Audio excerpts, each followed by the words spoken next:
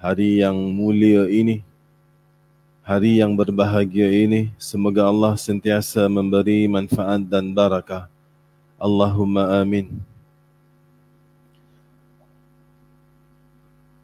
Alhamdulillah Rabbil Alamin, kita sudah masuk hari ini yang ke-13 Zulhijjah, berarti sudah berakhir dalam mazhab Syafi'i.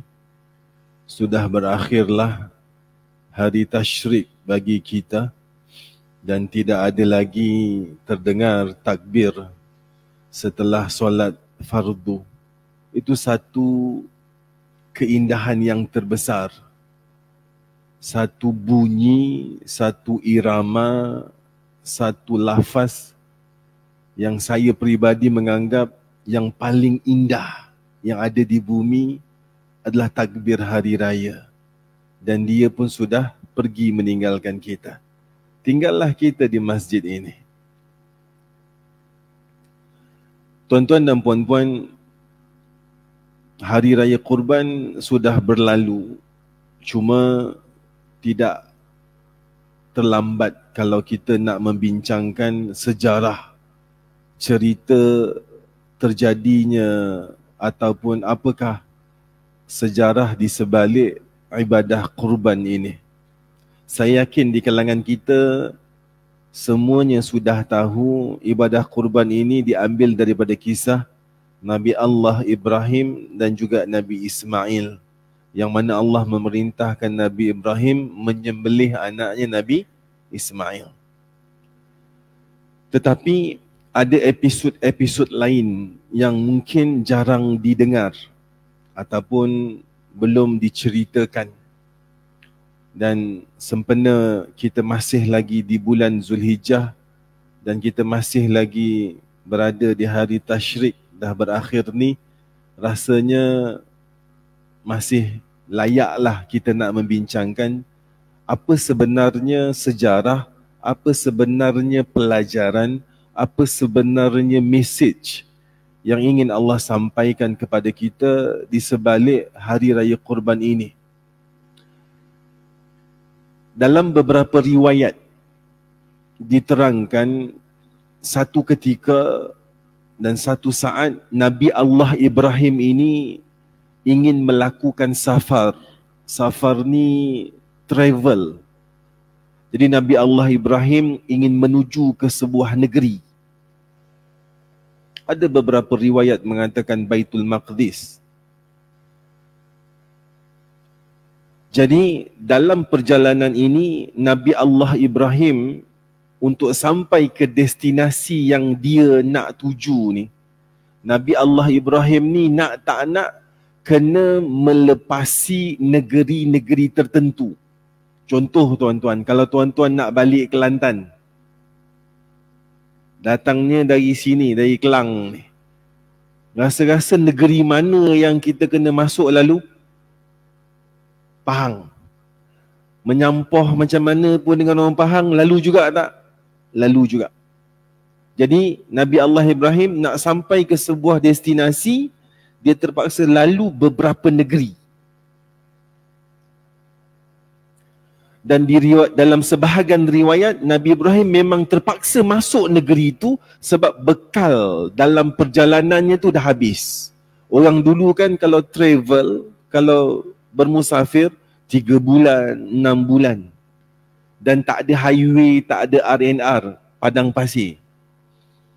Jadi nak tak nak kena masuklah negeri ini. Tetapi tersebar di dalam masyarakat perangai pelik orang dalam negeri tersebut. Apa perangai pelik dia? Kalau ada orang luar masuk negeri tersebut, yang Nabi Ibrahim nak masuk ni, sebenarnya bukan itu destinasinya, tapi terpaksa melepasi. Perangai diorang ni, orang tersebut, di negeri tersebut, antaranya kalau ada orang masuk bawa isteri, isterinya akan kena rampas. Perangai orang dalam negeri tu. Dan ada riwayat, ulama masih berselisih, negeri tersebut adalah Mesir, ataupun orang panggil Mesir. Jadi Nabi Ibrahim dah tahu perangai orang dekat situ. Padahal waktu itu Nabi Ibrahim bukan sendiri. Dia bawa isterinya. Nama isteri dia Sarah, isteri pertama. Sebelum balik nanti saya tanya seorang-seorang ni. Duk dengar cerita sedap ni. Jadi Nabi Ibrahim macam mana nak masuk negeri ni? Dia bawa isteri. Padahal perangai orang dalam negeri ni kalau bawa isteri, isterinya akan dirampas. Dirampas jadi dia orang punya gundik macam tu. Akhirnya bila Nabi Ibrahim sampai di perbatasan negeri tersebut, border negeri tersebut, kalau bahasa kita, immigration dia lah nak masuk negeri itu, betul ditanya, siapakah yang bersamamu ini? Waktu ini Nabi Ibrahim, Allah bagi ilham, dia tak bercakap jujur tapi tak bohong. Apa kata Nabi Allah Ibrahim? Dia ini adalah saudariku. Saudari se-Islam, betul? Dia tak cakap itu isterinya. Nabi Ibrahim tak cakap Sarah ni isteri ni. Dia kata ini saudariku. Dan ketika itu yang orang faham kalau sebut saudariku sama ada kakak atau adik. Jadi orang dalam negeri tu kalau hubungan tu adik-beradik, dia sangat-sangat hormat dengan hubungan adik-beradik. Dia tak boleh nak kacau. Sebab abang dia sendiri jaga. Itu fahaman orang dalam negeri tu. Akhirnya dapat masuk, Nabi Allah Ibrahim masuk. Tetapi tuan-tuan, dalam sejarah kuno, kalau sejarah yang dibuat oleh Yahudi sekarang, tak sama dengan sejarah kuno. Orang Yahudi sekarang kan, mereka ingin menamakan Mesir Egypt. Kalau tuan-tuan buka Google, cari Mesir tak jumpa. Dia akan tukar Egypt. Dan mereka dalam sejarah mengatakan wanita tercantik Mesir, Egypt adalah Cleopatra. Tapi sebenarnya tidak. Dalam sejarah kuno mengatakan wanita cantik di Mesir, Sarah, isteri Nabi Allah Ibrahim. Sebab tu kalau tuan-tuan kalau tengok Mak Saleh, dia letak nama anaknya Cleo. Itu merujuk kepada Cleopatra. Di dalam satu bab yang lain, sebenarnya Cleopatra ni wanita berkulit hitam. Tetapi dia memang digilai raja-raja di zamannya. Tapi itu bab lain. Jadi Nabi Allah Ibrahim ni punya isteri namanya Sarah, dan Sarah ni kecantikan dia memang luar biasa. Cantik sangat. Kalau orang sekarang panggil cantik gila lah. Sampai gila kalau tengok cantik. Betul. Buktinya kita akan kisahkan riwayat ini. Bila masuk Nabi Ibrahim dengan Sarah, orang nampak tak Sarah? Nampak. Tersebarlah kecantikan Sarah ini di seluruh pelusuk Mesir dengan cepat. Tak tahu waktu tu pakai medium apa. Tak tahu lah WhatsApp group ke apa. Cepat berbenar, orang tahu ada wanita cantik dengan abang dia. Padahal bukan abang, suami. Sarah ni tadi. Sampaikan berita kecantikan Sarah ini sampai ke telinga raja di negeri tersebut. Mesir, raja mereka digelar Fir'aun. Fir'aun ni bukan nama orang. Fir'aun ni nama gelaran. Kalau Rom, gelar raja mereka Caesar, Kaisar. Jadi Fir'aun di zaman Nabi Ibrahim tak sama dengan Fir'aun di zaman Nabi Musa. Mesir ni digelar Abal Anbiya. Abal Anbiya ni tanah para nabi.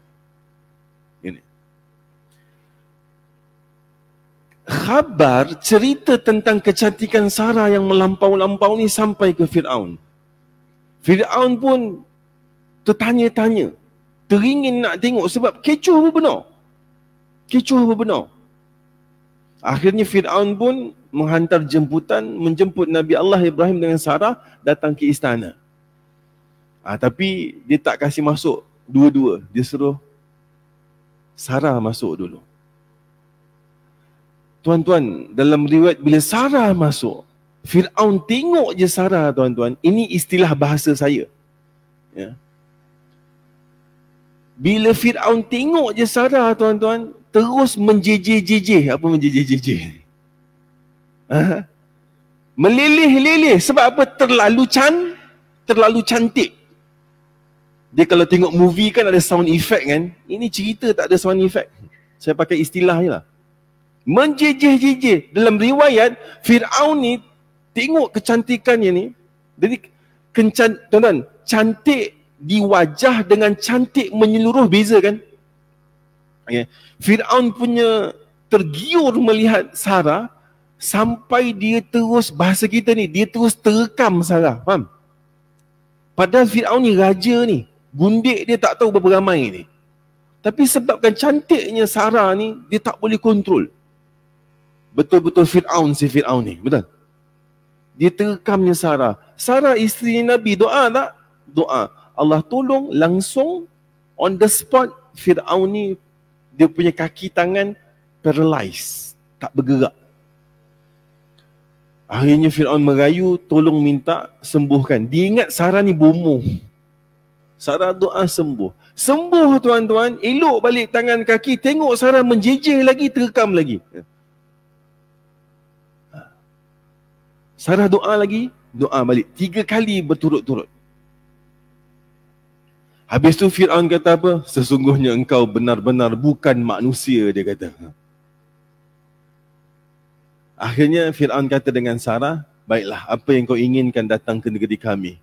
Dia kata, aku inginkan bekal untuk meneruskan perjalananku menuju satu destinasi. Akhirnya Fir'aun pun memberilah dia bekal. Makan, air, semua. Kemudian Fir'aun tadi kan dah jatuh cinta kan? Dah jatuh hati kan dengan si Sarah ni tadi. Lalu kata Fir'aun, wanita secantikmu, mana mungkin mengurus dirimu sendiri? Sepatutnya engkau punya khaddam, pembantu. Orang cantik kan, takkan dia nak kemas barang, angkat barang, basuh pinggan apa semua. Dia kata tak selayaknya. Akhirnya Fir'aun menghadiahkan kepada Sarah khaddam. Kadam. Pembantu.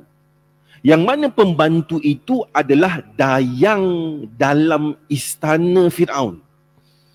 Kenapa kami terangkan dayang dalam istana Fir'aun? Dayang di kerajaan Fir'aun itu ada 2 kategori. Satu dayang yang dalam istana, satu dayang yang di luar istana. Apa bezanya tuan-tuan? Dayang-dayang, pembantu-pembantu yang di dalam istana Fir'aun, asalnya mereka ini adalah pemaisuri-pemaisuri dari kerajaan yang Fir'aun dah serang, dah rampas. Betapa Fir'aunnya Fir'aun, tengok dia dah rampas kerajaan raja tu, dia dah ambil negara orang, dia dah ambil harta orang, dia dah ambil negeri orang tu. Nak sakitkan hati raja tu, isteri orang tu pun dia ambil, dijadikan budak. Dia jadikan dayang, orang suruhan dalam istana. Jadi dayang istana adalah asalnya seorang pemaisuri. Inilah khaddam yang Fir'aun hadiahkan kepada Sarah. Nama dayang tersebut, tuan-tuan dah boleh teka dah, siapa? Hajar. Ada orang tegur saya, Ustaz, kenapa Ustaz biadab sangat Hajar, Sarah, tak bagi Siti? Kan biasa kita kan letak Siti Hajar, Siti Sarah, apa lagi? Siti Aisyah, Siti Maryam, Siti Fatimah. Lah, Siti bukan nama, seringkali kami ulang dan ulang. Siti adalah gelaran. Siti daripada kata asalnya Said. Orang panggil Said kan? Said Fulan bin Fulan kan? Said dalam bahasa Arab penghulu, pemimpin. Kalau untuk lelaki, pemimpin lelaki yang kita selalu masukkan Sayyidina. Pemimpin penghulu kami daripada lelaki. Kalau untuk perempuan jadi pemimpin Sayyidati. Sayyidati short form, singkatan Sayyidati, Siti. Alhamdulillah. Sebab itulah nanti Siti Maryam, Siti Aisyah, Siti. Jadi kalau bagi nama anak ada Siti, kena didik dia jadi pemimpin. Ini. Baik. Akhirnya Fir'aun menghadiahkan kepada Sarah khadam. Khadam tersebut daripada bekas pemaisuri yang Fir'aun takluk kerajaannya kan. Dibagilah Sarah sebagai hamba. Habis episod 1. Okey tuan-tuan Alright. Habis cerita dekat situ, Fir'aun pula. Sarah, Nabi Allah Ibrahim dan juga Hajar teruskan perjalanan sampailah di destinasi mereka. Ada mengatakan Baitul Maqdis.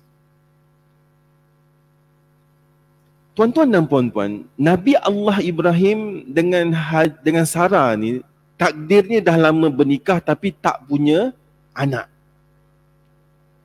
Di sini dalam riwayat mengatakan Sarah menghadiahkan Hajar kepada suaminya Nabi Allah Ibrahim untuk dinikah. Sebab dah tak ada anak. Seronok tak isteri pertama suruh nikah? Dan jangan gelak dulu bang, dengar sampai habis. Dia suruh nikah. Maaf, saya tidak menghina mana-mana. Cuma nanti ada ulama mengeluarkan karakter-karakter sifat-sifat wanita dalam bab ni. Sebab seringkali lelaki gagal menakluki wanita sebabnya lelaki mengguna kacamata lelaki dalam melayan wanita. Habis, salah. Dia tak boleh pakai aplikasi lelaki ketika melayan perempuan. Mesti pakai aplikasi orang perempuan. Faham tuan-tuan? Orang perempuan pun kalau ada lah kat belakang, saya tak pernah nampak orang perempuan sebab dinding kan, akan gagal menakluki suami kalau pakai kacamata perempuan. Faham tuan-tuan? Dia kena pakai kacamata lelaki. Sebab tu ulama seringkali mengeluarkan ilmu-ilmu lelaki dan perempuan dalam riwayat-riwayat tertentu. Baik. Yang ini kita nak belajar sikit. Sarah hadiahkan Nabi Allah Ibrahim menikahi Hajar sebab tak ada anak. Okey? Sebagai lelaki, okeylah. Takdirnya Hajar ni, kalau bahasa orang kita, bunting pelamin. Tahu bunting pelamin? Kahwin je 2-3 minggu dah muntah. Maksudnya dah mengandung. Sarah bila tahu Hajar mengandung, dia cemburu, dia marah. Nak dibunuh-bunuhnya Hajar. Nabi Allah Ibrahim menyembunyikan Hajar. Sembunyi punya sembunyi, nak sembunyi macam mana orang mengandung kan? Sampai masanya beranak, bersalin juga. Bila bersalin Hajar, yang dilahirkan siapa?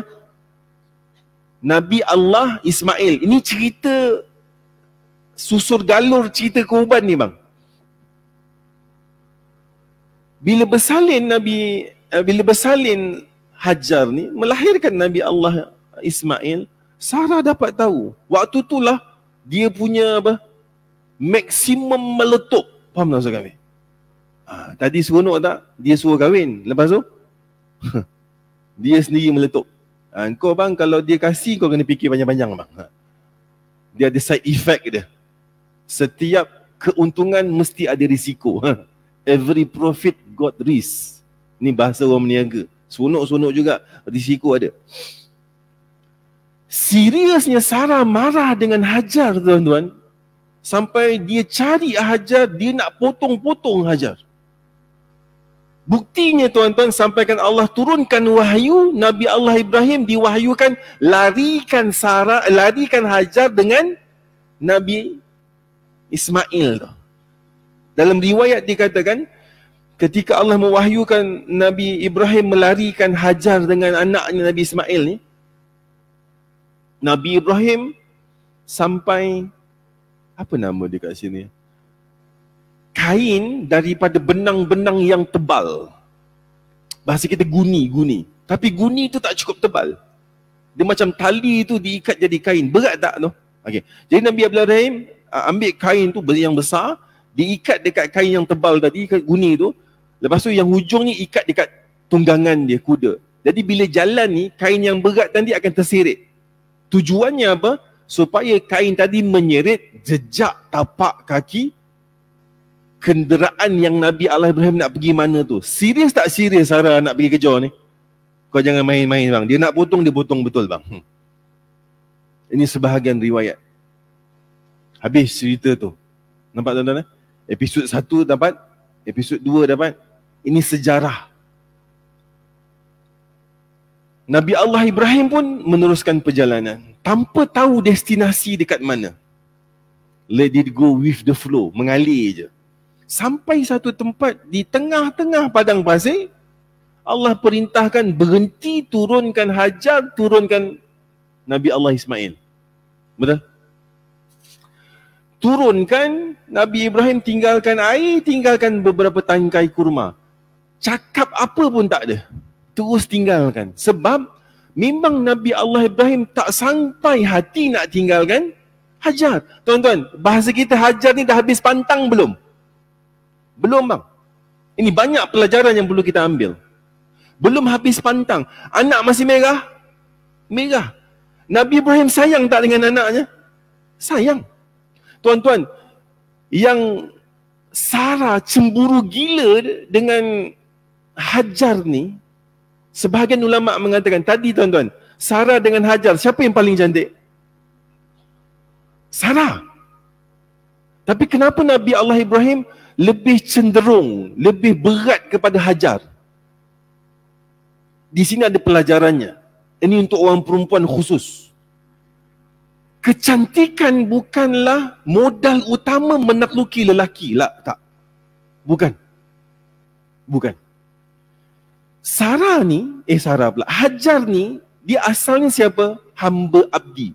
Walaupun dia sudah bernikah dengan Nabi Allah Ibrahim, tapi dia tetap meletakkan Nabi Allah Ibrahim adalah tuan, majikan. Lelaki kak, dia kalau dituankan, diboskan, dia akan jadi, itu cara menaklukinya. Ini.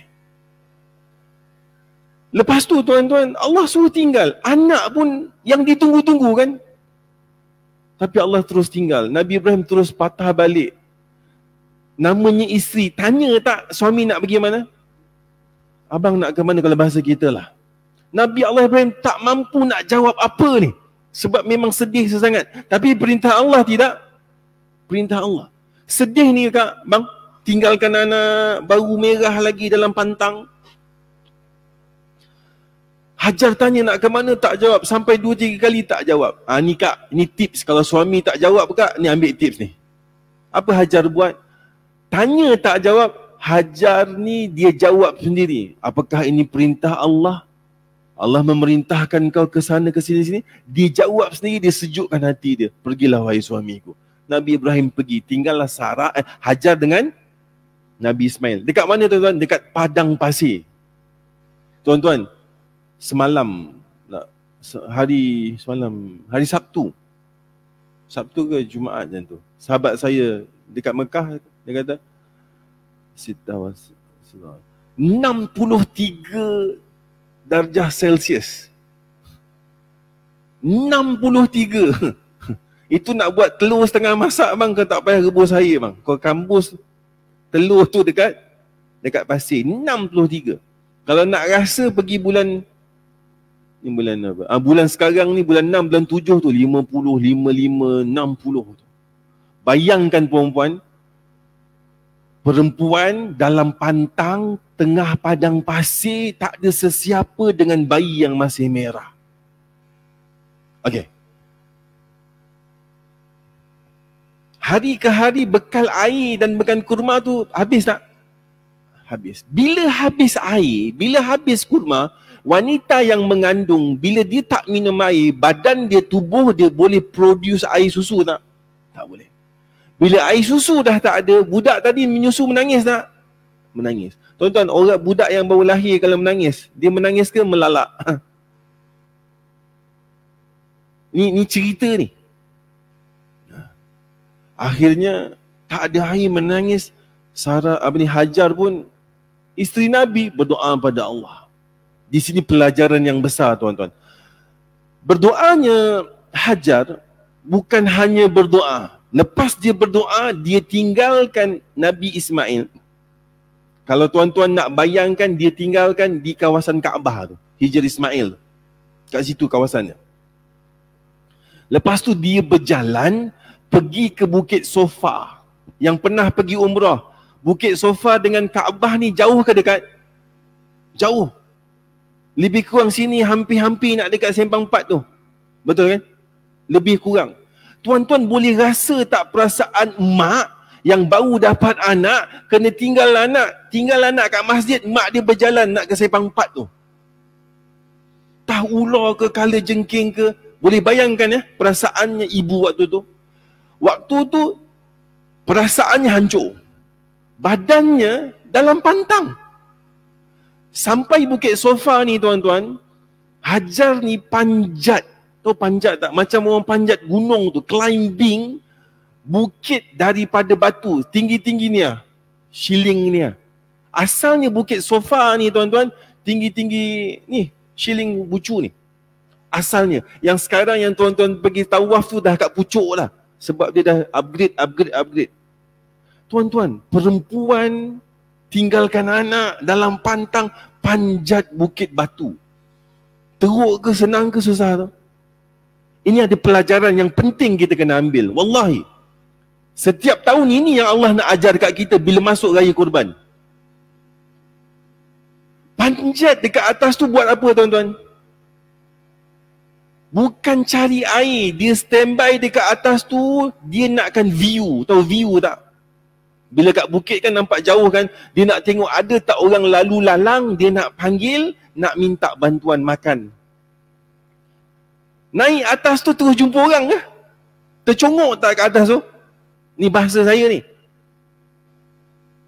Seminit, 2 minit. Mengah. Tuan-tuan, cuba naik tangga tuan-tuan. Pergi naik tangga 2 tingkat. Mengah ke tak mengah? Tak sampai dah tidak betul kan? Sampai atas tercongok tak ada, turun Hajar. Jalan daripada Sofa pergi ke Marwah. Lebih kurang sama tak sini ke Sempang 4? Dekat sikit lah. Yang pernah pergi boleh bayangkan ni. Sampai ke Bukit Marwah, panjat bukit lagi tak? Panjat lagi tuan-tuan. Tuan-tuan boleh tolong mengimani cerita ni. Perasaan seorang mak, anak tu jauh tinggal ni. Dekat tengah padang pasir, tak ada siapa jaga. Tuan-tuan, kita kalau boleh dapat baby tinggal dalam bilik, pergi bilik air pun risau tak? Risau. Pergi Bukit Sofa, panjat Bukit Sofa, Marwah, panjat Marwah, tercongok ke atas, tunggu orang dapat jumpa orang tak? Turun balik, patah balik Marwah. Itu yang dibuat Hajar 7 kali patah balik. Tuan-tuan boleh bayangkan tak penatnya macam mana? Dah 7 kali dia dah tak larat. Ini yang selalu motivator selalu cerita tentang duit. D-U-I-T tu kan. Di doa. Hajar dah doa dah. Waktu di tempat Nabi Ismail. Lepas tu dia usaha, betul? Dia panjat Bukit Sofa tu usaha. Dapat air tak? Tak. Lepas tu dia tambah lagi ikhtiar. Kerja keras. Hajar ni. Nak dapat air. Bila dia dah buat semua tenaga, semua kederat, semua pemikiran, idea dia, panjat bukit ni lah. Mungkin kat bukit ni nanti aku dapat view, aku nampak orang, aku panggil. Tunggu-tunggu tak ada. Turun. Idea yang baru, panjat bukit sana pula. Betul tak kan? Tak jumpa turun, panjat bukit sana pula. Tetap dengan idea tu dilahirkan dengan ikhtiar. Habis doa, usaha ikhtiar tak dapat, baru Hajar tawakal. Dia kata, dah habis ikhtiar dia.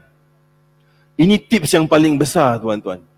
Ketika kita sudah tidak bergantung dengan mana-mana makhluk di bumi, tak bergantung dengan suami untuk bahagia, tak bergantung dengan isteri, tak bergantung dengan majikan, tak bergantung dengan mana-mana manusia. Yang paling teruk, bergantung dengan diri sendiri. Faham tuan-tuan? Ujub. Bila kita dah tak mengharapkan makhluk, sampai kita boleh buang semua makhluk, barulah keajaiban Allah akan datang. Selagi kita masih ada bergantung dengan makhluk, tak akan jumpa keajaiban Tuhan. Tuan-tuan faham tuan-tuan? Bila Hajar dah berikhtiar, dah habis dah ikhtiar, dia dah tak berharap dirinya. Di situ baru Allah turunkan keajaiban. Apa dia? Allah utus malaikat.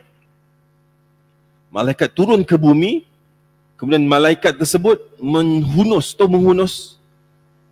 tanah yang ada di kawasan Nabi Ismail, dihunus ke tanah. Kemudian diangkat balik. Kemudian terpancurlah air Zam-Zam. Ini riwayat Bukhari. Bukan Nabi Ismail hentak-hentak keluar air, tak. Itu masuk dalam kisah-kisah Israiliyat. Dalam Bukhari tak, bukan macam tu cerita dah. Habis cerita tu tuan-tuan. Okey tuan-tuan. Tuan-tuan, kisah Hajar ni, cari air ni, di syariat Nabi Muhammad atau Nabi Ibrahim? Nabi Ibrahim. Tetapi kisah Hajar di zaman Nabi Ibrahim, Allah ambil, bawa masuk dalam syariat Nabi Muhammad, jadikan kanun. Kanun ni undang-undang. Syarat sah untuk sempurnanya Islam di umat Nabi Muhammad adalah dengan melaksanakan haji. Betul? Bila haji, ada tak tawaf? Ada tak sa'i? Ini sebenarnya yang Allah ingin sampaikan pada manusia.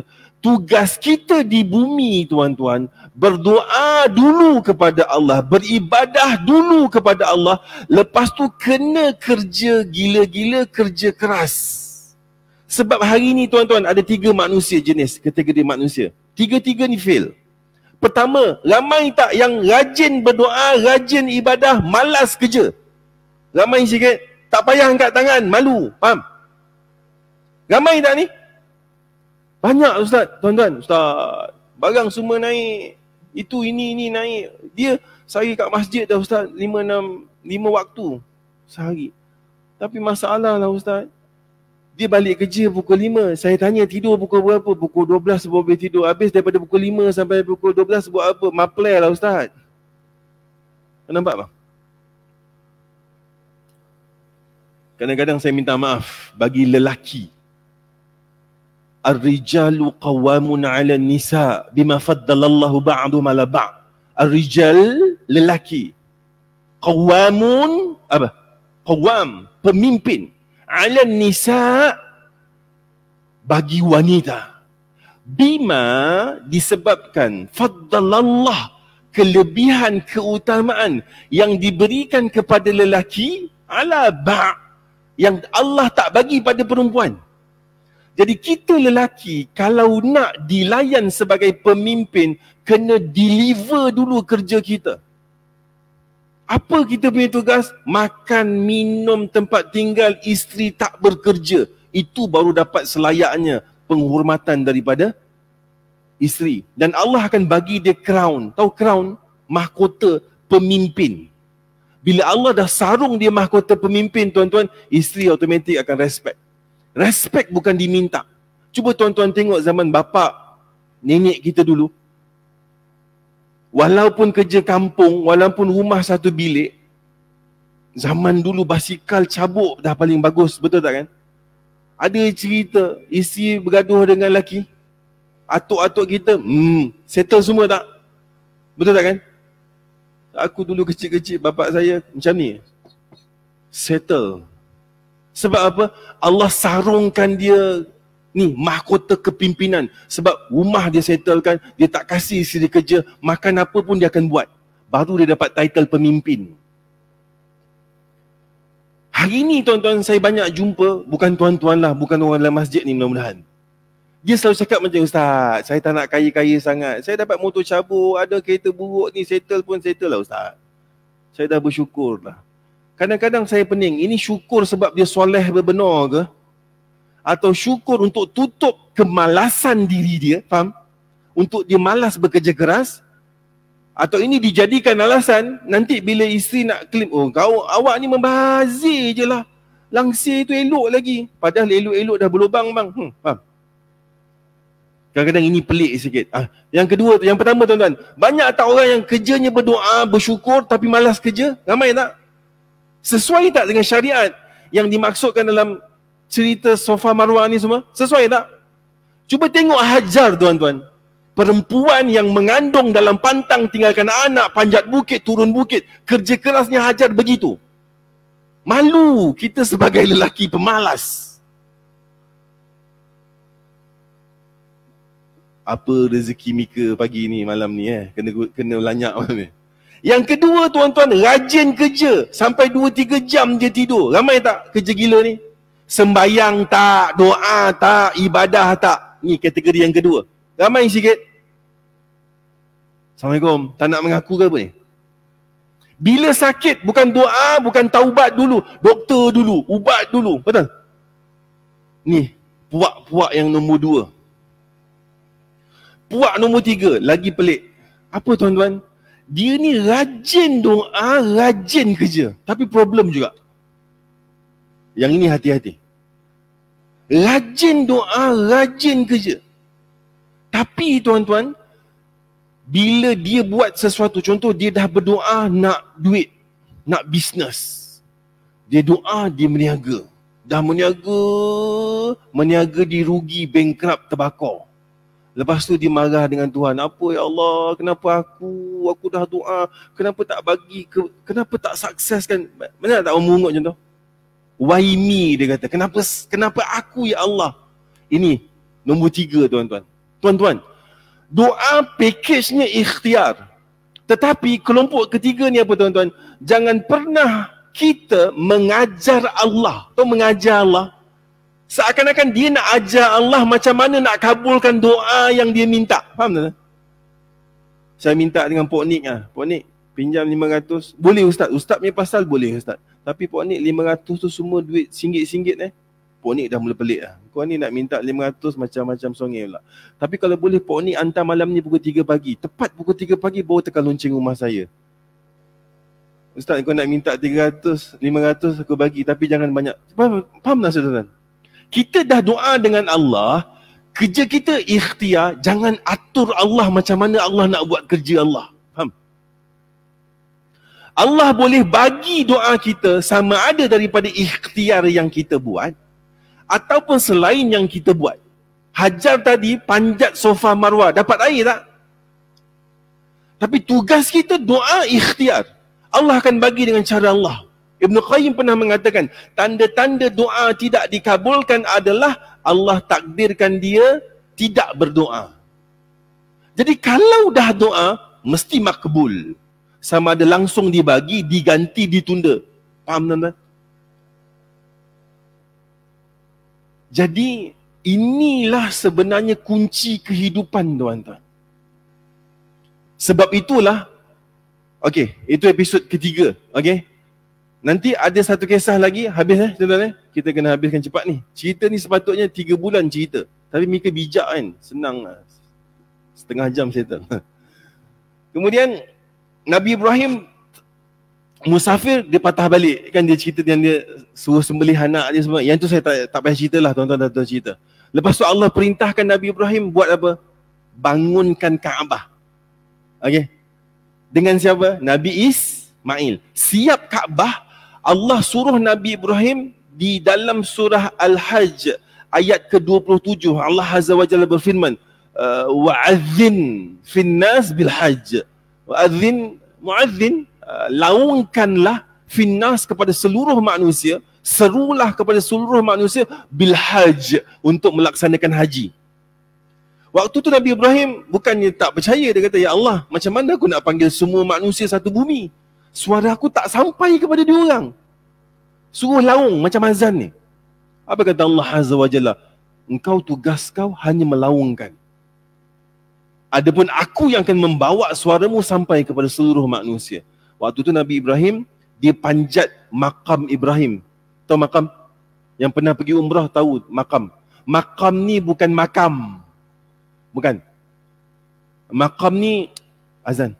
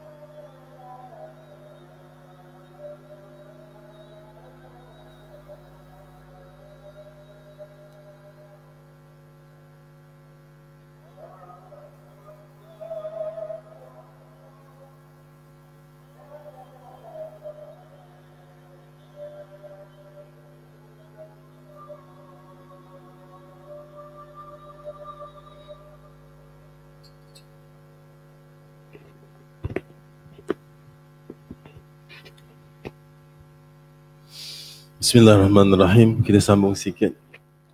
Jadi Nabi Allah Ibrahim diperintahkan Allah untuk membangunkan Kaabah. Siap bangun Kaabah, Allah perintah Nabi Allah Ibrahim untuk menyeru manusia datang beribadah ke Kaabah. Ketika itu yang tadi kita ceritakan, akhirnya Nabi Allah Ibrahim pun memanjat dalam, ini tuan-tuan boleh tengok dalam kitab tafsir Ibnu Katsir. Ketika Al-Hafidh Al-Imam Ibnu Katsir mentafsirkan surah Al-Hajj ayat ke-27. Tuan-tuan boleh buka. Jadi ada riwayat daripada Ibnu Katsir 3 tempat. Ada kata dia pijak berdiri di makam Ibrahim. Makam ni bukan makam. Makam ni staple. Kan nak buat Kaabah, Nabi Ibrahim bila Kaabah tu dah tinggi, nanti Nabi Ibrahim kena pijak di tempat yang tinggi. Nanti Nabi Ismail ambilkan batu, pas dekat Nabi Ibrahim susun. Itu namanya makam. Jangan fikir dalam ni kubur Nabi Ibrahim ke? Jangan. Itu bukan. Tuan-tuan boleh tengok tak batu-batu tu, betul tak kan? Nabi Ibrahim besar ke kecil ke? Okay. Itu kita cerita. Ada kata Nabi Allah Ibrahim panjat bukit Sofa. Dia panjat, baru dia umumkan, baru dipanggil. Ada kata dia panjat satu bukit dekat situ juga, Bukit Abi Qubais. Tapi sekarang, okay. Waktu tu tuan-tuan, dalam riwayat hadis mengatakan, Nabi Allah Ibrahim panjat bukit ni, lalu dia memanggil manusia dengan panggilan, wahai seluruh manusia, Tuhanmu punya rumah di bumi, Baitullah. Tuhanmu menyeru untuk kalian semua datang ke Baitullah untuk melakukan ibadah, haji ataupun umrah. Waktu tu tuan-tuan, dalam Ibnu Katsir, suara Nabi Ibrahim ni Allah bawa, kalau ada bukit, suara ni Allah bawa, bukit ni akan turun. Pokok semua akan bagi laluan. Ini bukan cerita dongeng. Allah kalau nak buat, Allah boleh buat. Sampaikan suara ni dibawa kepada seluruh pelusuk bumi, semua manusia dengar suara ni. Tak cukup sampai situ, bayi-bayi yang di rahim ibu, Allah bawa suara ni sampai ke dalam perut ibu tu, bayi tu juga dengar dan tahu perintah. Tak berhenti di situ, suara Nabi Ibrahim ni Allah bawa sampai ke langit ke-7. Sampai di alam roh. Waktu tu kita semua kat mana tuan-tuan? Di alam roh, di Lauhul Mahfuz.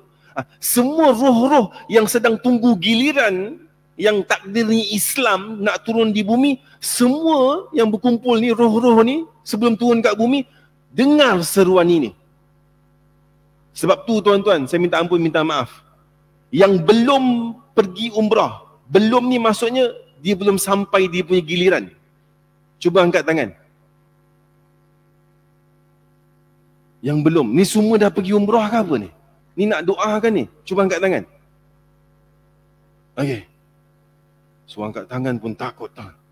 Tuan-tuan, yang belum pergi, teringin pergi tak? Teringin betul, teringin biasa ke teringin gila? Teringin betul-betul.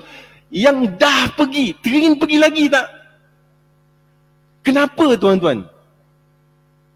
Sebab kita memang sudah diseru di alam roh.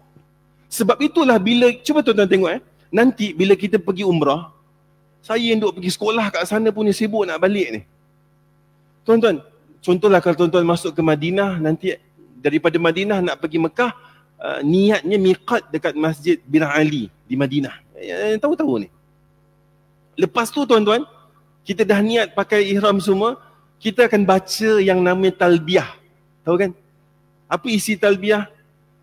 Labbaik Allahumma labbaik,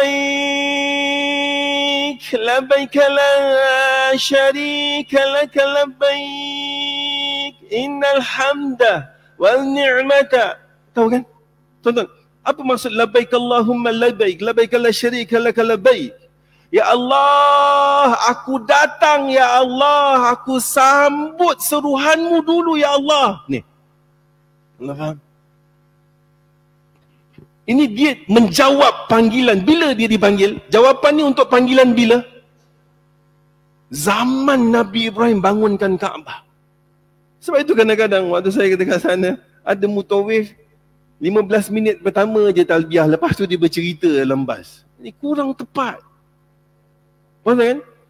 Kalau pergi umrah ni daripada awal tu labbaik Allahu, jangan tengok handphone, jangan borak sampai nampak Kaabah ni. Faham tak? Dan inilah pelajarannya. Kenapa kita disuruh pergi ke Mekah? Haji ni ada dua, satu wajib, satu sunat. Yang wajib haji, yang sunat umrah. Tuan-tuan, dalam umrah ataupun haji, ada tak yang namanya tawaf? Ada tak yang namanya sa'i? Apa sebaliknya yang perlu kita buat? Pusing 7 kali lepas tu habis, sa'i lepas tu siap, ta'alul, tu je. Tak, belajar yang Allah nak sampaikan. Antaranya para ulama katakan mesejnya apa Allah? Hidup kita ni tak lari dengan ibadah, minta pada Allah, lepas minta baru berikhtiar, dah berikhtiar tak dapat kerja keras, dah kerja keras tak dapat pasrah, tawakal pada Allah, lepas tu biar Allah urus. Faham tuan-tuan? Itu kunci kehidupan. Tapi hari ni kita hidup, kadang-kadang doa pun tak ke mana, ikhtiar pun tak ke mana. Betul? Dan ini kunci kehidupan. Jadi tuan-tuan dan puan-puan, inilah pelajarannya. Orang yang pergi Mekah buat haji, itu manusia yang dipilih ibadah terdahsyat. Yang tak ditakdirkan ke Mekah buat haji, kita menyembelih haiwan kurban. Jadi Allah ni maha adil. Sebab itulah kata Nabi SAW, barang siapa yang memiliki kemampuan untuk berkurban tapi dia tak nak kurban, jangan sekali-sekali dekat dengan tempat solat kami. Yang beruang-beruang sekalian. Betul tak? Tuan-tuan, 10 Zulhijjah, dia seumur hidup sekali ke setiap tahun datang? Jadi kurban ni bukan seumur hidup sekali bang. Setahun sekali. Yang tak berkorban, okey, tahun depan tolong. Adilnya Allah, yang pergi haji memang dahsyatlah ibadahnya. Tapi yang tak pergi juga akan dapat dahsyatnya. Apa dia? Kurban. Sampai kan Nabi SAW mengatakan, tidak ada amal ibadah anak Bani Adam pada 10 Zulhijjah yang lebih Allah cintai kecuali menyembelih haiwan kurban. Maka bergembira dan berbahagialah. Jelas tuan-tuan? Ini pelajarannya yang kita bincang baru habis Raya Kurban dan Hari Tasyrik. Semoga Allah sentiasa memberi manfaat dan barakah. InsyaAllah tuan-tuan. Kesimpulannya apa tuan-tuan yang kita belajar? Pertama, ada kelompok doa rajin, kerja malas. Sesuai tak? Tak sesuai benar. Ada kelompok kerja rajin, ibadah malas. Yang pertama tadi doa rajin, kerja malas. 5 waktu kat masjid tapi pemalas kerja. Ini. Yang kedua, rajin kerja tapi tak nak beribadah. Pun tak disetujui. Yang ketiga, rajin bekerja, rajin beribadah tapi bila tak dapat dengan apa yang dia nak, dia marah-marah Tuhan. Yang ni juga salah. Kerja kita apa tuan-tuan? Doa, ikhtiar, rajin kerja, biar Allah urus. Semoga Allah sentiasa memberi manfaat dan barakah. Subhanakallah wa bihamdi, syada an la ilaha illa anta, astaghfiruka wa atubu ilaik. Akhirul kalam, assalamualaikum warahmatullahi wabarakatuh.